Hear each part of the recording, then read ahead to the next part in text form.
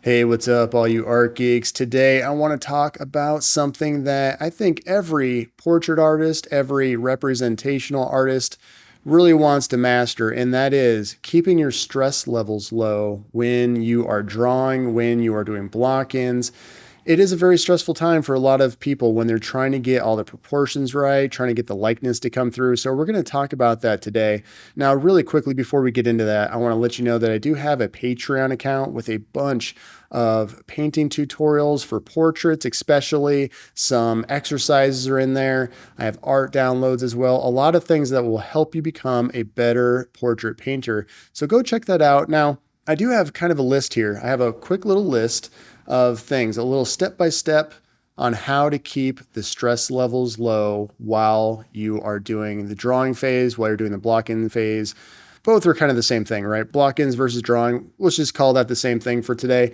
But when we're first starting a drawing, when you're blocking in, you're trying to get the proportions, the overall proportions right. And then you're also trying to get all of the smaller details slowly added in. That's the usual way I go about my portraits. And that's how a lot of people go about it, is just starting with those big things and then working down step by step into smaller and smaller details. So the first thing, I'm just going to go out on a limb really quick and just assume that you're painting regularly, because if you're not painting regularly or drawing regularly, if you're not looking at a face or looking at something and learning to see it for the shapes that are really there, then that's your first big issue. Is you need to draw and paint or do any sort of exercise that keeps the brain in that mind space of how to see those shapes. You got to do it daily. If you skip a day or two, it's not going to be the end of the world, but you will lose a little something, even if it's just for a day, 2 days. I've noticed especially when I go out on a vacation and I come back, say it's been a week and I haven't done any drawing whatsoever, it is really rough. Those first couple, two, three, four portraits that I draw are just not going to go together quite as smooth.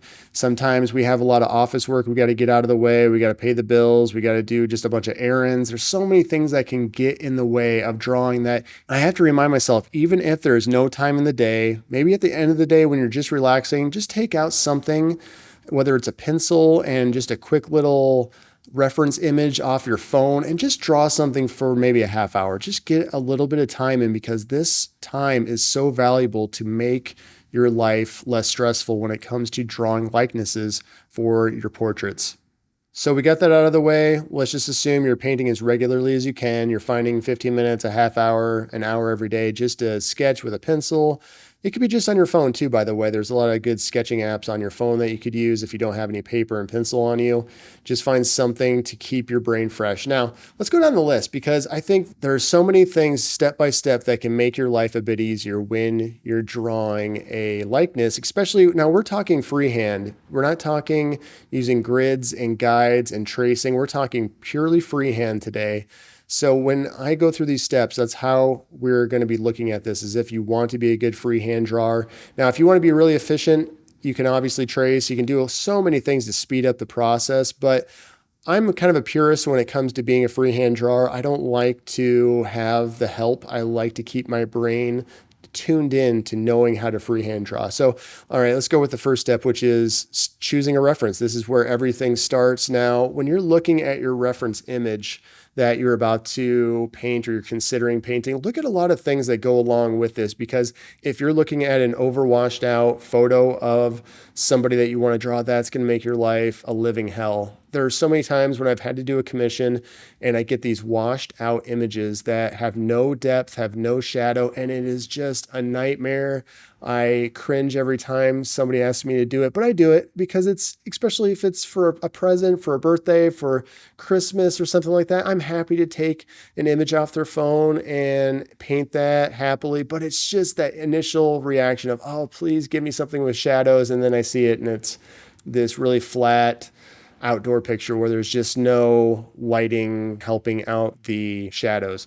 So try to give yourself something with some depth to it. Give yourself something with some directional shadows where there's maybe one light that's creating the shadows and maybe a secondary light that's giving it some ambient light. But that's really all you need. Get good at creating your own photos too, because this is where you have the control. If you have a client that wants to do a portrait, say, hey, could you come in? Could we take some photos? Because I just want to give you the best lighting setup. I want to give you some really nice shadow depth with your portrait to even give you some drama. That is a big, huge help to getting your reference image where you want it. So that's number one. Now, number two, materials. You obviously need to get comfortable with your materials. If you're an oil painter like myself, you need to be painting regularly so you can get comfortable with your particular style of painting. If you like a certain medium, get really comfortable with that medium. I prefer sometimes just straight up linseed oil is nice. I have gravitated over to a half and half mix of linseed or stand oil with odorless mineral spirits. Usually it's a mix of the three in different variations, but I love that mix. Stand oil is a great medium. So check out your mediums, see what you like there. Now, if you get into multiple layers, stand oil is nice to add because it really helps the layer to avoid sinking in when you're painting on top of previous layers. Stand oil will really help it keep on the surface and not sink in and cause some color shifts and things like that. Feel free to check out my tutorials again if you want to hear more about what that's all about. Now, the next thing as far as materials go would be what surface you're painting on. There are so many different surfaces. There is oil primed paper, there's gesso primed panels, there's gesso primed canvas, there's oil primed canvas.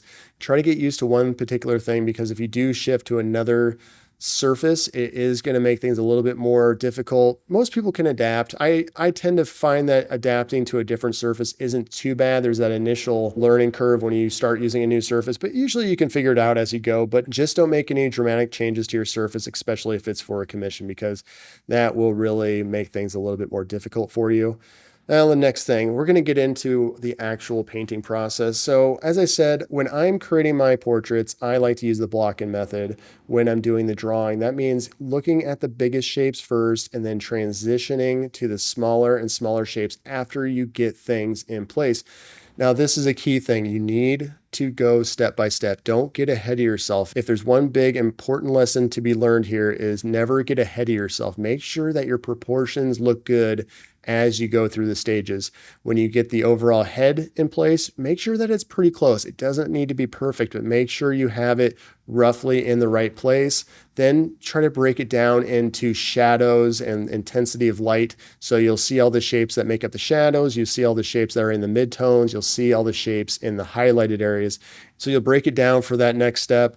You'll draw those in, make sure all of those things are in the right place. Take a step back as often as you can. Taking a step back is so important to make sure when you're looking at your reference and looking at what you've painted so far, you'll just know it right off the bat if something doesn't feel right. Feel free to get these things massaged into place. Again, there are going to be some issues. There are going to be some slight little problems here and there, but get it as close as you can. Now, after you do this over and over and over again, you'll get closer and closer, and you'll just start to not even think about it. It'll just happen naturally, but just go through it step by step. Now, once you get to the medium details, that's when you start looking at things like, say you're doing a portrait, you'll start getting the eye sockets into place. You'll start getting the nose shaped a little bit better. And as you do this, you'll get things refined. You'll get things fixed that were maybe a little bit off in your previous step. And just think of it as rendering it out. Get everything to a certain level of rendering and then go and render it down a little bit more to get it more and more fine-tuned. But just take your time. Always take steps back, because if you don't take a step back here and there or look at it from a different angle, something like that, you're going to get a little bit out of whack, and that's when you're going to have some trouble. So again, basic shapes to the more and more refined shapes. Now, at some point, you're going to get to that place with your portrait where you're going to have to start throwing some details in. You're going to have to start throwing in some eyelids, some pupils, some irises, some nostrils, some little details in the mouth. This is when you need to make sure that everything is in the right place before you do this, because if you get to this point and you put all this detail in the eye and then you find out it's way off in its location, then you got to back up. You got to start over. You got to erase the whole eye or the nose and start over. So make sure you're constantly taking a step back. When you get into these little details, depending on the level of detail that you want, this is going to tell you how much detail you're really going to show in your work. If you have edges that you like to keep a little softer, like my work, some of these details are just going to disappear. Say the eyelids more than likely probably won't show up if you're using a smaller surface area. If you're not painting on a big panel or canvas, you're not going to see things like eyelids or eyelashes or individual hairs. These things are just going to get blown away and blurred and lose their overall contrast. So that is kind of the rundown of how to keep all of that stress-free. Now, it's up to you how much detail, how much accuracy you want. Now, I'd say the looser you are, the more you can get away with a few details that maybe aren't perfect. I think the looser you go, this gives you an excuse to be more expressionistic, to have more impressionism happening, and people won't care if something's a little bit off as long as the likeness is there. As long as they can see the person that they want to see, say it's for a commission and they want to see their loved one in the portrait, just make sure the likeness is there, but don't get extremely tight with your details. Make sure you loosen up, make sure your edges are loose, because if you get really tight with everything, then the client is going to expect that everything be perfect. So I personally love painting looser because it gives you a little bit more wiggle room. It does reduce the stress levels. And that's what we're talking about today, is really reducing the stress levels. So keep things loose, but find some details. And as you get better, you'll find that perfect balance of getting details, getting those edges to the right sharpness level, knowing what details don't need to be shown whatsoever, and how to maybe blur certain details together depending on the tone or how the shadows combine together. So I'd say that's kind of my rundown on how to keep your stress levels really low. Just relax though. Enjoy what you're doing. I think sometimes we get so pent up when we're painting, we get so obsessed with accuracy that we forget this is supposed to be enjoyable. It is a job. It is a job for me. It's a job for a lot of artists out there. And it is easy to get a little bit wound up.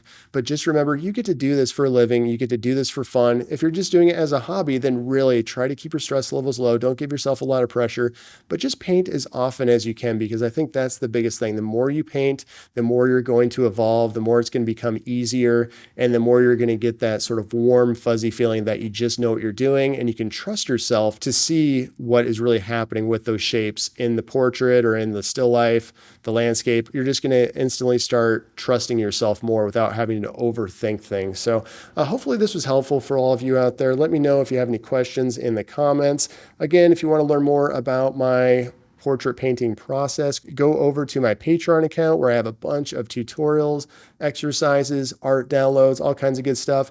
If you could like and subscribe, that'd be awesome. I really appreciate that. Thank you so much, all you art geeks out there. I will talk to you again very soon. Bye.